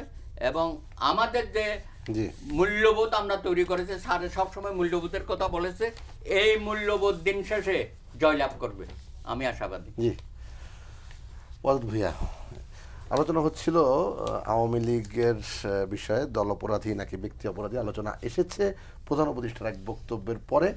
আপনারা আসলে ফ্রি, ফেয়ার, ক্রেডিবল ইলেকশন বলতে কি বুঝেন? ফ্রি ফেয়ার ক্রেডিবল ইলেকশন বলতে আমরা বুঝি যে যেটা আমরা বিগত 16 বছর পাই নাই, যেটা আমাদের তৃতীয় জেনারেশন পর্যন্ত ভোট দিতে পারে নাই। আমরা ভোট দিতে চাই, নিরপেক্ষ ভোট চাই, রাতের ভোট চাই না, পুলিশ সিল মেরে দেবে, প্রিসাইডিং পুলিশ অফিসাররা, পুলিং অফিসাররা ভোট মেরে দেবে, একজনে শুধু বই উল্টে উল্টে সিল মারবে, ওইটা চাই না। প্রত্যেকটা মানুষের ভোট মানুষ দিবে, সেই ভোটটার জন্য আমরা এতদিন লড়াই করেছি, সংগ্রাম করেছি, গুম হয়েছি, খুন হয়েছি, মামলা খেয়েছি। সেই ইলেকশনটাকে আমরা ক্রেডিবল, সেরকম ইলেকশনকে আমরা credible election, free fair election বুঝি। আর প্রধান উপদেষ্টার যে কথাটা নিয়ে বিতর্ক উঠেছে, আমি তো হুমায়ুন ভাইয়ের মতো কোনো কূটনৈতিক না। আমরা রাস্তায় বক্তৃতা দিই, রাস্তার মতো করে যদি বলি হয়তো কেউ হাসতেও পারে। প্রধান উপদেষ্টা সম্ভবত কথাটা বলেছে, আজকে যারা ঐক্যমত্যের কমিশনের সাথে এক টেবিলে বৈঠক করছে, পিয়ারের জন্য রাস্তায় মিছিল করছে, যে আমরা আবার নির্বাচনে যাব না থ্রেট করতেছে, এবং ইউনূস সাহেবকে ক্ষমা চাইতে বলতেছে, ওদেরকে এটা থ্রেট দিল। আমার রাস্তার বক্তৃতা যদি বলি যে দেখো বেশি বাড়াবাড়ি করো না কিন্তু আমার সাথে, আমি কিন্তু ফেব্রুয়ারিতে নির্বাচন করে চলে যাব, ফেব্রুয়ারির একদিন পর আমি থাকবো না। তোমরা যদি এইসব নির্বাচনকে, আমার প্রক্রিয়াকে থ্রেট করো, তাহলে কিন্তু আমি আওয়ামী লীগকে ইন করাই দেবো, ছেড়ে দেবো। আওয়ামী লীগকে ইন করাই দিলে বেটা তোরা বাঁচবি না। আমার মনে হয় এটা এমন কোনো একটা কৌশলগত থ্রেট করেছে উনি। আর কারণ উনি আমার ইউনিভার্সিটির টিচার, তো আমি ওনাকে চিনি ভালো করে, তো আমার মনে হয় এটা উনি বলেছে। আবার এটা যেন বেশি বাজারজাত না হয়, সেজন্য আইন উপদেষ্টাকে দিয়ে বলতেছে না না না, এটা ওইটা না, এটা ওইটা না। এখন প্রশ্ন হলো যে বিদেশিরাও বলছে, আমরাও হয়তো আমাদের মহাসচিব বলছে যে ইনক্লুসিভ ইলেকশন যদি করতে হয় তাহলে কোনো দলকে বাদ দিয়ে ইলেকশন করা আসলেই বিতর্কের মুখে পড়তে হয়। শেখ হাসিনাকে আমাদেরকে বাদ দিয়ে যে ইলেকশন করেছে, যার জন্য শেখ হাসিনার সরকার কিন্তু যুগে যুগে বিতর্কিত হয়েছে, 16 বছরও বিতর্কিত ছিল, সামনেও বিতর্ক থাকবে। এখন এই জন্য আশঙ্কা করে হয়তো আমাদের মহাসচিব বলতে চাচ্ছে যে আওয়ামী লীগের মতো এরকম কাউকে বাদ দিয়ে, যেমন জাতীয় পার্টিকে নিষিদ্ধ করার প্রশ্ন আসছে, বিএনপি সেখানে সায় দেয় নাই। কারণ কাউকে নিষিদ্ধ করে বা কাউকে বাইরে রেখে ইলেকশন যদি করে সেটা তো ইনক্লুসিভ ইলেকশন হবে না। অতএব তখন তো বিতর্ক উঠবে আমাদেরকে বাদ দিয়া, বা বিদেশিরা, ইউরোপিয়ানরা বা অন্যরা বলবে ওদেরকে বাদ দিয়ে তোমরা ইলেকশন করেছ, সেটা তো ইনক্লুসিভ হয়নি, নিরপেক্ষ হয়নি, এমন প্রশ্ন দেখা দিতে পারে। সেজন্য এগুলাকে কথা দিয়ে ঝালাই করে নেওয়া হচ্ছে, আমার একটা ধারণা। জি। আর আমার স্যার ঢাকা ইউনিভার্সিটির তো উনি তো রাষ্ট্রবিজ্ঞানের শিক্ষক, আমার স্যার যে রিজভী সাহেবের বক্তব্য বা ওনাদের বক্তব্য সম্বন্ধে বলেছে সেটা আমি একটু খণ্ডন করতে চাই। এই বলে ঢাকা বিশ্ববিদ্যালয়ে যে বিশাল বাজেট গভর্নমেন্ট থেকে যায় সেটা কি কাজে করা হয়, কি কাজের জন্য? ল্যাব তোষক জামাত ইসলামের বরাদ্দ থেকে তো পাঠানোর জন্য, ল্যাব তোষক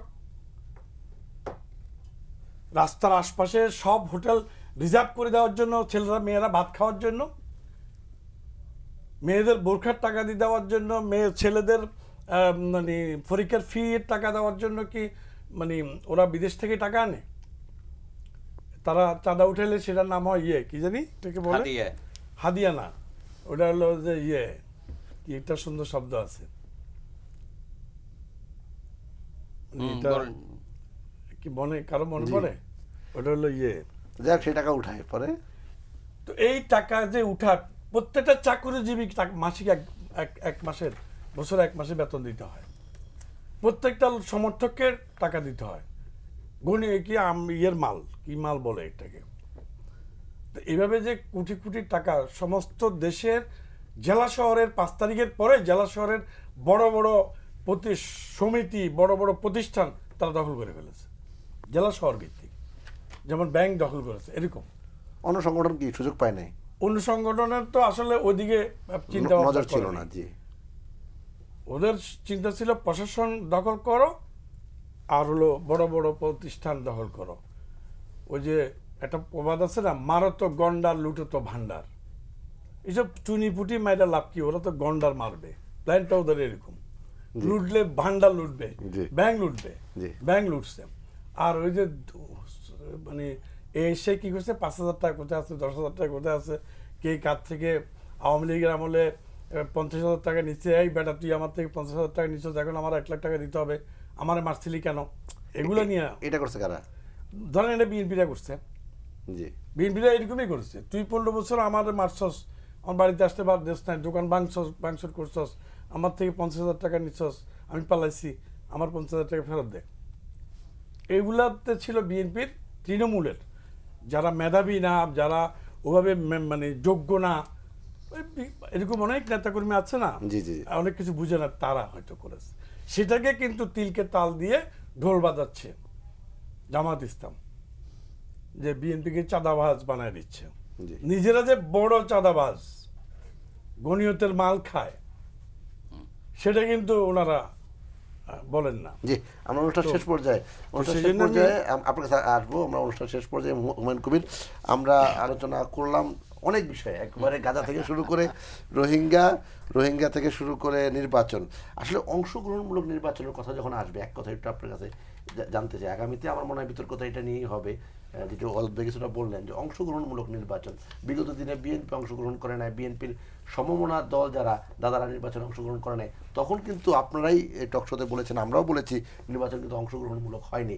এখন কিন্তু এর সামনে দিন একটা বড় বিতর্ক হবে, এক কথায় যদি বলতেন। এক কথাই বলি, ধন্যবাদ আপনাকে। আসলে এখানে জাতিসংঘের যিনি স্থায়ী প্রতিনিধি আছেন মানে ঢাকায়, কোয়েন লুইস, তিনি কিন্তু চমৎকার করে বলে দিয়েছেন, জনগণ অংশ নেওয়াটাকেই তারা মনে করে অংশগ্রহণমূলক নির্বাচন। কাজেই এখানে রাজনৈতিক দলের কথা কিন্তু বলেনি। এটা নিয়ে আলোচনা হয়েছে।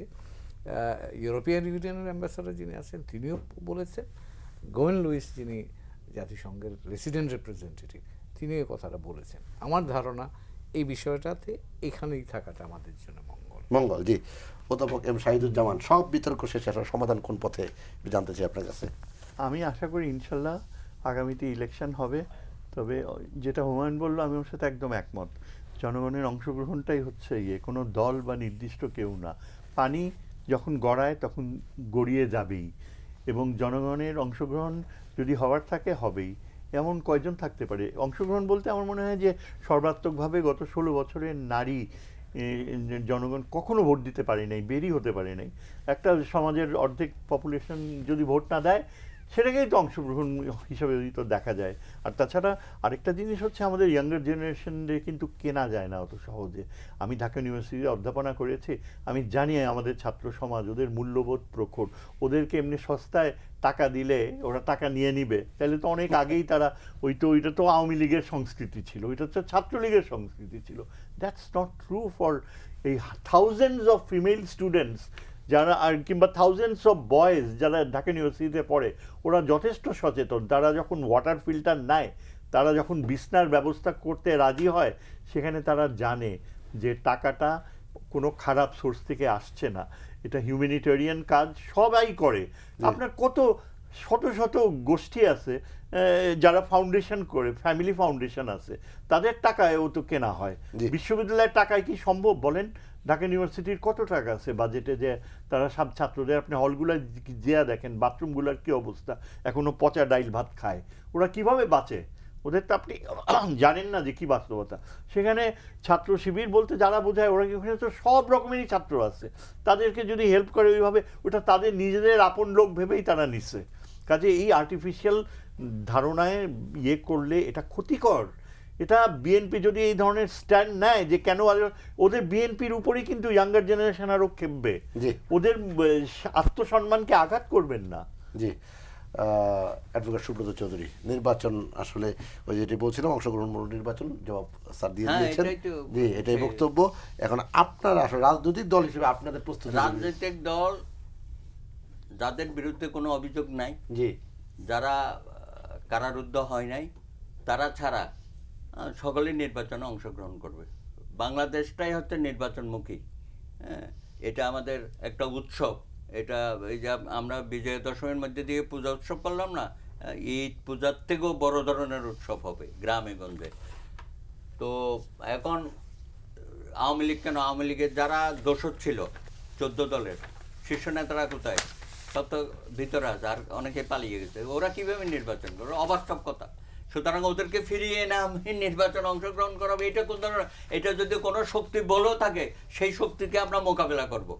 বাংলাদেশে নির্বাচন হবে আওয়ামী লীগ এবং দোসর মুক্ত নির্বাচন। জি, অদ্ভুত ভাই, একবার শেষ কথা, এই যে উৎসব মুখর নির্বাচনে আপনাদের প্রস্তুতি কেমন? হ্যাঁ, আমাদের প্রস্তুতি যথেষ্ট আছে। আমরা ওই যে দাদা যেটা বলছে, উৎসব মুখর নির্বাচনের জন্য মানুষ তাকিয়ে আছে, চেয়ে আছে, মানে পাখির মতো চেয়ে আছে যে কিভাবে কখন হবে। অতএব নির্বাচন হবে, যত ষড়যন্ত্র হোক, সেটা আমিও মনে করি। পাশাপাশি এই যে গণহত্যার কারণে এক্সক্লুসিভ নির্বাচন চাইলেও কেউ গণহত্যার অপরাধে আওয়ামী লীগের এই নির্বাচনের জনগণই চায় না অংশগ্রহণ করুক, জনগণই চায় না, এবং তারা করতে পারে না। এটা একটা প্রশ্ন রেখে গেলাম, থেকে যায়। পাশাপাশি আরেকটা বিষয় আমার উদ্বেগ ঘটেছে, আমরা যে মাহমুদ কি বলে মেহেদী হাসান, আল জাজিরার সাংবাদিক, বিবিসির সাংবাদিক মেহেদী হাসানের কাছে আমাদের অ্যাডভাইজার সাহেব যে সাক্ষাৎকার দিলেন, সেখানে তিনি বললেন এদেশের জনগণ নাকি ওনাকে 5 বছর, 10 বছর, ইভেন 50 বছর পর্যন্ত ক্ষমতা দেখতে চায়, এরকম একটা কথা বলেছেন। যদিও 50 বছর মানুষ তো আর এত বছর বাঁচে না। তো উনি এটা দিয়ে কি বোঝাতে চেয়েছেন? একটু আগে আপনি বললেন না কথার কথা অমুককে আগে চাপে গিয়ে অমুককে চাপে রাখার জন্য এটা বলছে, এটাও হয়তো কোনো কথার কথা বলেছেন, কারণ একটা মানুষের হায়াতের তো ব্যাপার আছে। যাই হোক, অসংখ্য ধন্যবাদ অতুল ভূঁইয়া, অধ্যাপক এম শাহিদুজ্জামান, এম হুমায়ুন কবির এবং অ্যাডভোকেট সুব্রত চৌধুরী, আপনার চারজনকে প্রাণবন্ত আলোচনা হলো আজকে। সুপ্রিয় দর্শক, আপনারা বিএসআরএম গণতন্ত্র এখন অনুষ্ঠানটি দেখছিলেন। এতক্ষণ মধ্যরাতে আমাদের সঙ্গে থাকার জন্য অসংখ্য ধন্যবাদ ও কৃতজ্ঞতা জানিয়ে আজকের অনুষ্ঠান এখানে শেষ করছি। সবাই ভালো থাকবেন, সুস্থ থাকবেন, দেখা হবে আগামী পর্বে। সে পর্যন্ত সবাই আমাদের সঙ্গেই থাকবেন। আল্লাহ হাফিজ।